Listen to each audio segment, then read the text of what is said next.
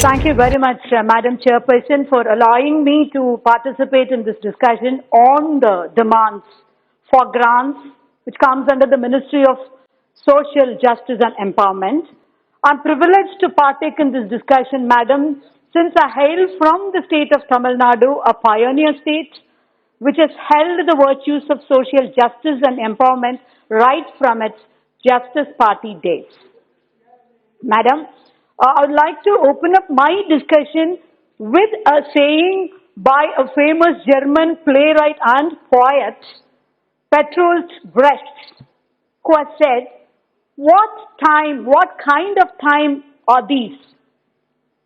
Wherein to talk almost about a tree is a crime because it implies silence about so many crimes. Isn't it very apt, Madam, these lines, in the aftermath of the Delhi riots, to keep quiet against any kind of justice is again, you are doing injustice for upholding social justice.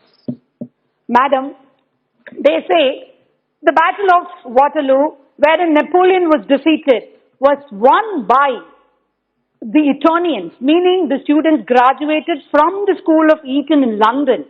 So also, the battle for social justice was won back in Tamil Nadu by three legendary Dravidian reformists, Thandai Periyar, Peraringer Anna, and Dr. Kalaignar.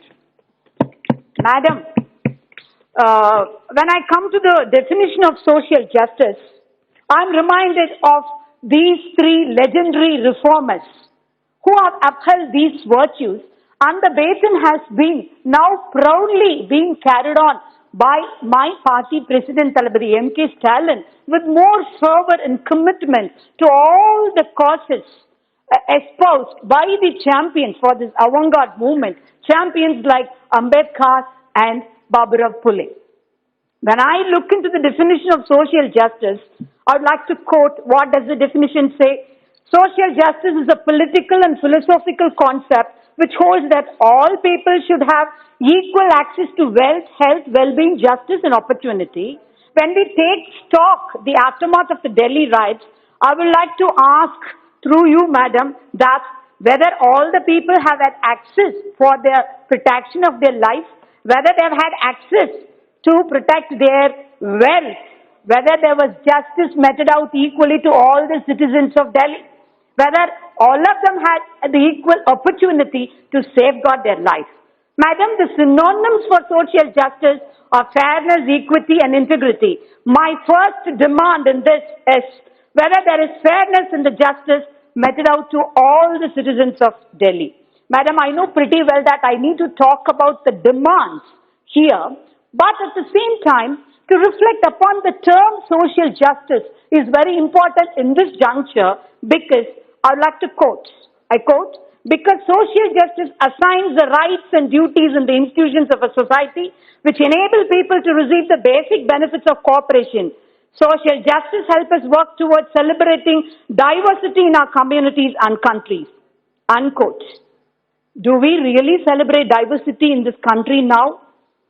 Suppressing all voices of democratic protest and plural voices is a present deplorable scenario here. Madam, in Europe, great revolutionaries and rationalists like Voltaire and Rousseau took almost 50 years to awaken their countrymen and prepare them for a revolution.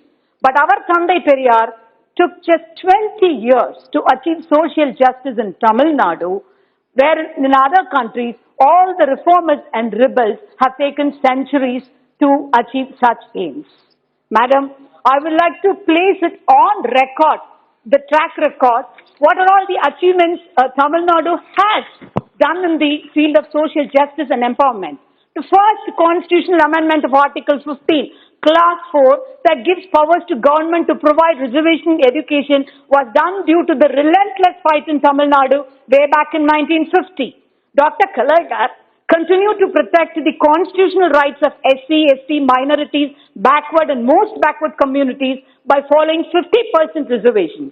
He was instrumental in getting the inner reservation for Arundhatiya community, and when our party president Talabadi MKStalin was the Minister for Local Body and Administration. He was instrumental in filling up all the vacancies which are reserved for the Arundhadiyar, the inner reservation of the Arundhadiyar community, particularly for the women vacancies in an effective way. Dr. Kalaignar was the first one to propose and implement reservation for destitute women, physically challenged persons and for the transgenders. He brought the 33% women reservation in local bodies, 30% women reservation in government jobs. The Tamil Nadu government during his death at present provides 69% reservation, for which during his tenureship as chief ministership, Dr. Kalaignar was instrumental. Madam, they say all are equal, but some are more equal than others. In order to have a fair, balanced equality, I urge the government to bring a reservation act for OBC, SC and ST and to place it in the 9th schedule of the constitution. I am proud to remind here that the government of Tamil Nadu, headed by Dr. Kalaignar, was the first government to create a separate ministry for backward classes way back in 1969. I wish to bring to the notice of this august House a matter of very urgent importance. Madam, the 3-member expert committee on creamy layer for OBC is needless and unwarranted since we already have a constitutional body, the National Commission on Backward Classes, to look after the OBC related issues.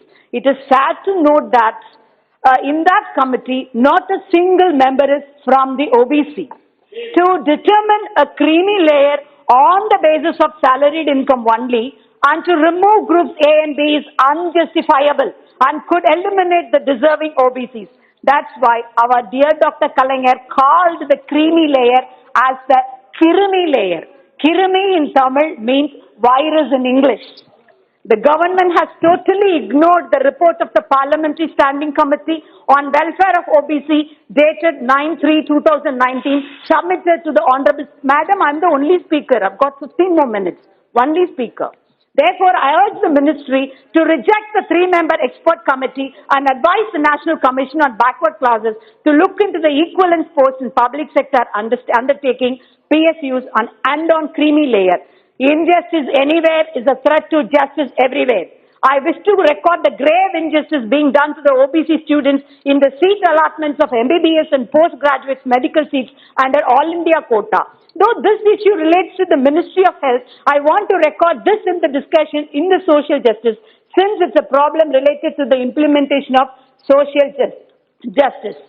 Madam, the 27% reservation mandated by the government orders for OBC students have not been implemented by the Medical Council of India in All India quota seats. This has to be taken note of it, and the Health Ministry has to take a decision to extend 27% reservation to OBCs and should file in a reply in the Supreme Court. I've got the data about the lack of funds allotted to the post-metric scholarship as well as the pre-metric scholarship to all the students. It had to be increased. The inadequate budget allocation under these schemes is because of the gap between the funds decided by the Ministry of Social Justice and those approved by the Ministry of Finance, and it should be bridged. Madam, justice delayed is justice denied. The implementation of reservation for SCs, STs and OBCs in higher educational institutions funded by Centre was delayed for more than 15 years after the announcement, while the same for EWS was done within a month of announcement. This disparity should be set right. Madam, again, the Ministry of Social Justice has created Dr. Ambedkar Foundation and allotted funds. We are happy and it's a welcome move. Similarly, the government has to create Thandai Periyar Foundation for furthering the ideology and message of Thandai Periyar. Madam, coming to the empowerment of women, we are now in the millennial era talking about the empowerment, but way back in 4th century BC, when Aristotle was lecturing to his students that women were subjective to men, that men were rulers and women were subjects, it was Augustine, a woman who disguised herself as a man and became the world's women's first doctor. And who was Plato's teacher? It was Meletasio Aspasia, who was a woman celebrated as the first lady of Athens. But here, in this even after the government having declared the year 2001 as the year of women empowerment, we are still fighting for 33% reservation for women. Isn't it a shame, madam? I wish to place it on record that reservation is our birthright. It is neither a concession nor any arms given as mercy to us. We want minimum, not maximum 50% reservation, and the government should take steps to implement the 33% reservation. Dr. Kalanga has implemented 50% reservation for women in urban local bodies too. So it is the first state to do so in the whole country. Madam, just 2 more minutes. Right is its own defense. So I wish to urge the ministry through you to allot more funds for the persons with disabilities, like there are 70 million persons with disabilities here, physically challenged people, and the funds allocated is 230 crore only. You have to increase it. Also, the fund for the Deen Dayal Disabled Rehabilitation Program should be increased. Under the Pradhan Mantri Adarsh Gram Yojana, I have adopted a village by name Sittalapakam, and 1 minute, madam, I'm concluding, and I request you to urge the central ministry to give pressure upon the state government, because the Tamil Nadu government has sent back the Nirbhaya funds without properly utilizing the whole amount. It's a shame on the ADMK government for not having fully utilized the funds. So I would like to conclude my speech again with brush. Those who take the meat from the table teach contentment. Those for whom the taxes are designed demand sacrifice.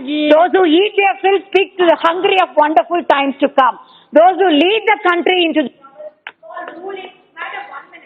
the country, I'm concluding, last line. Those who lead the country into the abyss call ruling too difficult for ordinary men. Thank you very much.